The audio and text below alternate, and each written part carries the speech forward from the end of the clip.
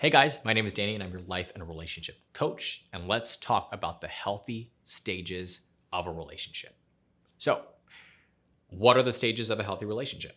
The first one is infatuation, right? So the honeymoon phase. So you initially meet somebody, you start to get to know them, and you have all the butterflies and the initial injection of excitement and joy and wanting to be around them all the time.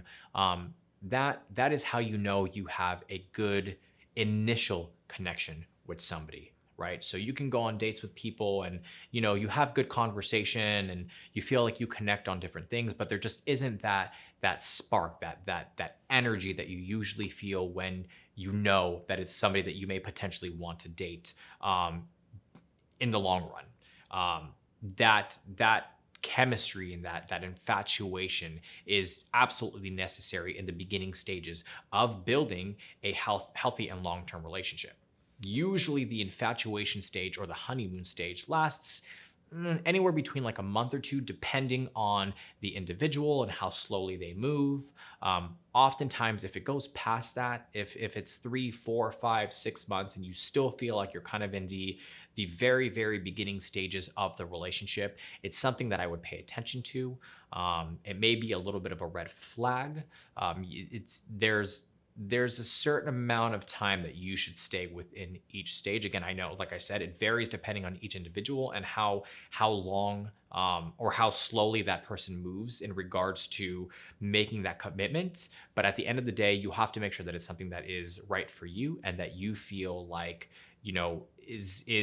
is on a good timeline for you. So again, like I said, usually, generally speaking, the infatuation phase lasts about a month or two.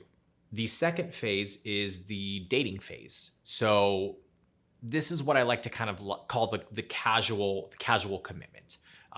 So it's not necessarily that you guys are exclusive, but you're moving more towards that exclusivity. You're probably past the infatuation phase at this point. That doesn't necessarily mean that you still don't get butterflies around this person or that general feeling of excitement. But you've kind of moved on more towards the really getting to know this individual in regards to their ideologies and their core values and their morals and the things that how they perceive the world, how you perceive the world. And you start to get to know each other on a bit of a deeper level. Now, this stage, the casual commitment stage or the dating phase or however you want to call it, depending on, again, the individual and how quickly they move, can last anywhere between 3 months to 2 years. Now, I know that seems really long when I say 2 years, but keep in mind the dating and the casual commitment phase is that there is eventually what happens is you get to a place where there is commitment that ends up happening. So you're exclusive. You decide to date each other one on one. There isn't anybody else. The apps have been deleted and it's just the two of you guys. And this is really the dating phase. Now, some people confuse this for commitment, but in regards to how I'm breaking this down, commitment refers more to actually an engagement and a marriage and all those types of things. So the casual dating phase or the casual commitment dating phase can last anywhere between 3 months to 2 years. Again, just depending on how quickly somebody moves. And to be honest with you, it also depends on how quickly you move and what you are comfortable with. Most people date for around a year or two before they move on to a serious commitment. Now, with that being said, I want to segue into the third phase, which is the commitment phase. The commitment phase is the marriage phase or the engagement phase. And this, obviously, you've had time to really get to know each other, to understand how each other's tick, to get to know how you guys resolve conflict, your communication style. Do you respect your partner? Do you respect their ideologies and their morals and their core values and the things that they find important? Do you support them? Do they support you? Do you share common interests? Do you have goals? Do you have things that you're working towards? Have you been living together for an extended period of time at this point? There are so many things that happen in the casual commitment or the dating phase that now you are at a place where the commitment, the true commitment, actually occurs. And this is the engagement. This is the marriage. So usually engagements can last anywhere between 6 months to a year. That's usually about a healthy amount of time. And then you go into the marriage.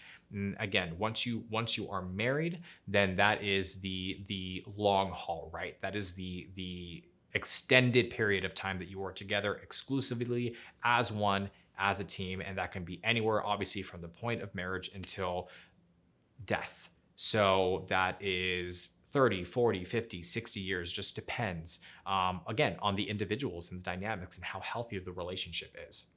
The fourth phase is the actual marriage itself. So remember, as I said before, the third phase, which was the commitment phase, is the engagement / marriage. But the actual marriage is what I would break down into the fourth stage, which is the fourth phase. And the fourth phase alone is the marriage. And that's the full commitment to each other, vows for the rest of your life. And after the marriage comes the lifelong commitment, which is the fifth phase. So even though you are already married and you guys have taken the vows and you guys have promised to, be with each other until death do you part, there is still the lifelong commitment phase, which is when you both decide, this is the person that I want to stay with for the rest of my life. Speaking in regards to, generations and where we are now and the advancement of technology and the need for instant gratification and the divorce rate being higher than it's ever been before, I would say that the final phase was marriage, right? Because when you made the vow, when you committed to somebody and you said you were going to marry them, you married them for life. But times are changing, things are different. And which is why we have added, or I've added, the fifth phase, which is the lifelong commitment phase. So even though you're married, that does not necessarily mean that you will be with this person for the rest of your life, especially if we take a look, again, like I said, statistically at the divorce rates. The fifth and final commitment is, again, that lifelong commitment where you've been married for many, many, many, many years. You decide to renew your vows and say, you know what, we're making this commitment until the very end. So just to reiterate the phases of a relationship, the first one is the infatuation phase. The second one is the dating phase. The third one is the commitment phase. The fourth one is the marriage phase. And the fifth one is the lifelong commitment phase. If you like this video, if you feel like you're related to this video, please make sure you hit the like and subscribe button down below. I love having open dialogues with people. So if there is something that you feel like I missed, if you related to it, if you found this video helpful, please make sure you leave your comments down below. If you just want to know more and you want to dive in a little bit deeper, you can visit us at happilycommitted.com, where we have a multitude of different articles, blogs, videos that you can utilize. If you want to book a one-on-one coaching session with myself or any other of the amazing coaches on the team, you can also book directly through the website. Again, my name is Coach Danny. I'm your life and relationship coach. I hope you guys are staying happy and healthy, and I'll see you guys soon.